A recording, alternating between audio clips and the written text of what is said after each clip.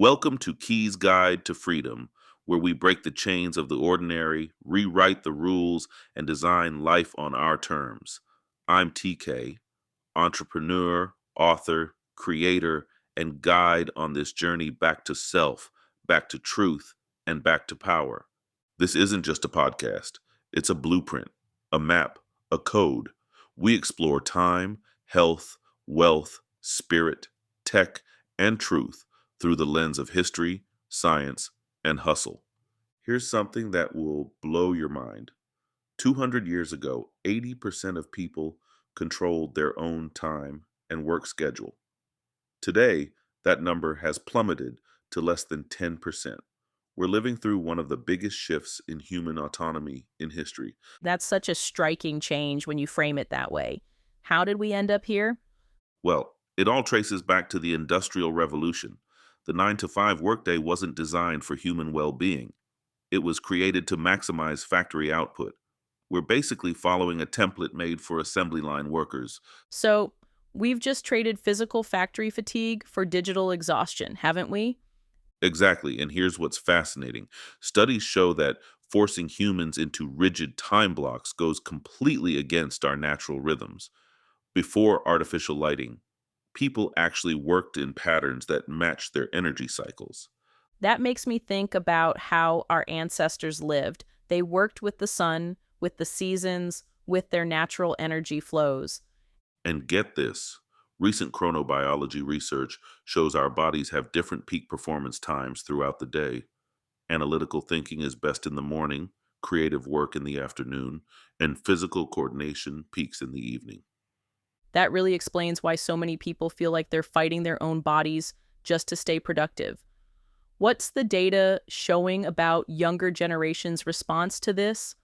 Well, about 50% of Gen Z says they want to be their own boss. They're instinctively pushing back against this artificial construct. And when you look at the health implications, you understand why. Studies show sitting at a desk for 8+ hours carries similar risks to smoking. And it's not just about the physical effects, is it? Not at all. The artificial environment we've created, constant screen time, processed food at our desks, fluorescent lighting, it's all working against our basic biology. But here's what's really exciting. The creator economy is enabling a return to more natural work patterns. Tell me more about that. What are the numbers showing? Recent data shows people making $10,000 monthly from online businesses report higher life satisfaction than those earning $200,000 in traditional jobs. The Harvard Happiness Study confirms this. Their 75-year research shows that autonomy is more important for well being than raw income. That connects perfectly with the Japanese concept of ikigai, finding that sweet spot between passion, profession, mission, and vocation. And now technology is making this more accessible than ever. With AI handling routine tasks, individuals can focus on creative work that actually energizes them. The metrics show niche creators who focus on specific communities often build more sustainable businesses. So we're coming full circle, but with better tools. Instead of being self-employed farmers and craftspeople, we're becoming independent digital creators. Let me share something fascinating about this evolution. Studies show that when people work in alignment with their natural rhythms, they make better decisions, have more energy for relationships, and even consume more mindfully. That brings up an interesting question. What's the first concrete step for someone looking to break free from the traditional system? Start with a time audit. Track where every hour goes for a week. Most people are shocked to discover they only have about 3 hours of truly focused work in them per day.